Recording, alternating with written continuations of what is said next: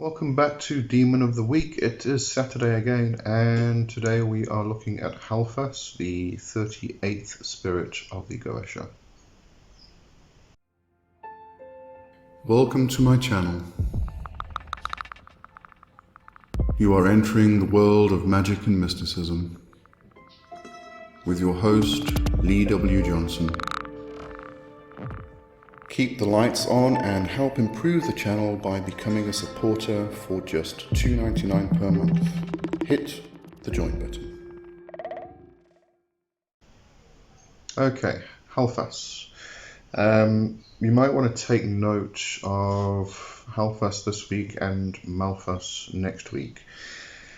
I remember years and years ago actually seeing mention that Halphas and Malphas are the two ravens, Odin's ravens, Hugin and Munin.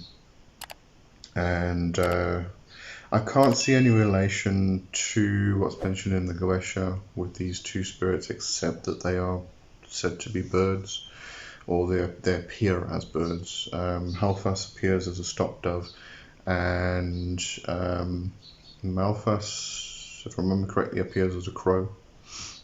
So apart from that relation of them, appearing as birds, I can't find anything regarding that in here. But again, I'll mention this again next week when I'm doing Malphas, and we'll have a look at the correspondences and the office and such there. But just coming back to Odin's ravens, Hugin and Munin are memory and thought. So when I'm going through this, and when you're considering Halphas and Malphas, just consider that as well. Maybe there's a relation that you can pick up somewhere along the line, and find a relation with the ravens and these two demonic spirits. Alright, so let's get into the correspondences. This is Halphas, just bear that in mind. Another name for Halphas is actually Malthus, not to be confused with Malphas. Okay, so the correspondences. Date March 31st to April 10th, direction south, tarot 3 of Wands, planet Mars. Metal is, because the planet is Mars, it's usually related to iron, but as previously mentioned in another Demon of the Week video I did, you might want to avoid using iron, especially if you are going to make a sigil out of the corresponding metal. Because these spirits are Jinn, they are allergic to iron, so you don't want to use iron around them. Now, Connolly denotes the metal as being copper. However, in her book, Demonolatry Goetia, it also has the planet as being silver. So there's a bit of a mistake there. So I'm not sure if Connolly was meaning to say copper or silver regarding the metal and what the planet is in that regard. So just something to bear in mind. You might want to contact Halphas beforehand if you want to work with Halphas, and just check on the metal which is best suited for him. The element fire, color red, plant marjoram, incense dragon's blood, zodiac is 10 to 20 degrees Aries, and the N is Erato Halphas on Ka Secore. Alright, so the Goetia says appeareth in the form of a stock dove. I'll come to it just now. The Goetia ritual notes that Halphas appears as a dove. They seem to ignore the stock part. So what is a stock dove? It is mentioned in the footnotes in Crowley's Goetia that it is also said to be a stork. So we could consider that to be a stork. He speaketh with a hoarse voice.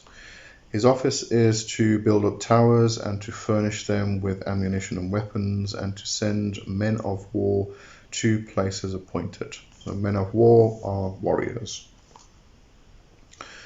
Connolly's interpretation or description is: invoke to gather your allies and draw friends, seek Halphas wisdom in social situations where group mechanics are at play.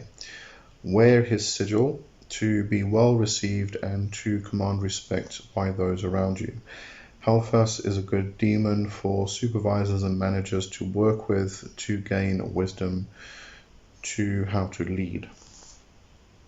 So if you are in that position of supervisor or a managerial position at your office or your job, you might want to consider Halphas to help with that. You know, just gaining the wisdom on how to actually lead, because this is a huge problem in businesses, in offices and such.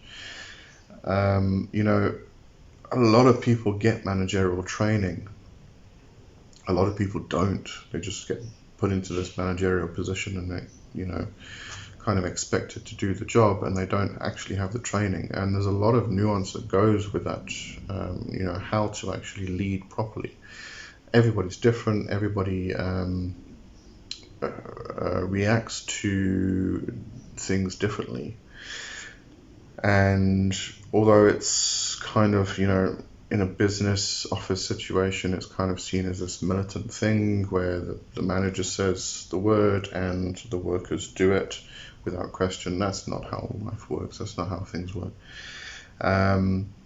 So, you know, to have proper managerial training and also to know how to lead, and not just lead by command, but to understand the people that you work with, understand them individually, understand what will cause them to want to actually do the work you give them, how to properly motivate them individually and as a group, obviously. But there's all these nuances that come into managerial training and managerial positions that I think gets ignored a lot of the time. So very good one to call on for that type of thing. Okay, so then the Goetia ritual. I couldn't find anything on Halphas on Janan's site. There is something on Malphas, so I'm not quite sure why there isn't on Halphas. You know, I think because of that previous thing that I read about Halphas and Malphas being the two ravens of Odin, I kind of automatically just put them together to begin with. So, and the names are so similar, Halphas and Malphas. So I do kind of put them together in the same boat and as twins almost. So I guess everybody doesn't, so I shouldn't be surprised. Okay, so wasn't anything in Jehannam, so straight into the Goetia ritual. As I said, in the Goetia ritual, they note the appearance of Halphas being a dove. So purely a dove, not a stock dove or a stork. So the symbolism they speak of is specifically about dove. The symbol of the dove is suggestive of a feminine quality associated with the mother goddess. The dove was also sacred to the Sumero-Semitic goddess Astarte.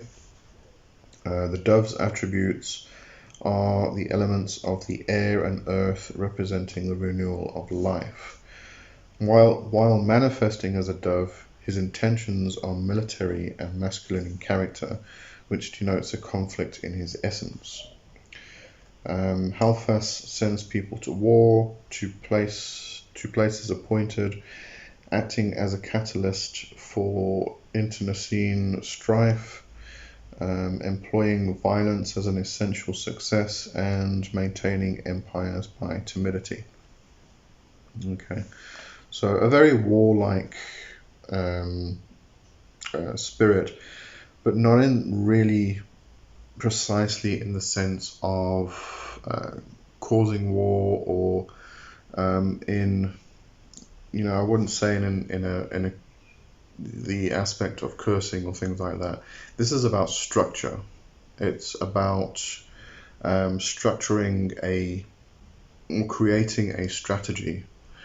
And if you consider the supervisor and managerial type work that Connolly actually notes, and we can then, if you consider Sun Tzu's Art of War, which is used by a lot of people in business, you can see that relation between the structure and the strategy that you would create in order to go to war, and the same applying to business and being a supervisor, being a manager, understanding and learning how to actually lead people properly. So that's really what it's about. So although it speaks about war and furnishing ammunition and weapons and building towers and sending men of war to places appointed and things like that, it is very much about the structure and the strategy behind that, so we can apply that nowadays to business. Okay, so might be a very, very useful spirit for a lot of people. Okay, so that's Halphas. So as mentioned, next week we will be talking about Malphas, who I consider to be Halphas's twin. So I'll see you then. Have a great weekend, and cheers for now. Bye bye.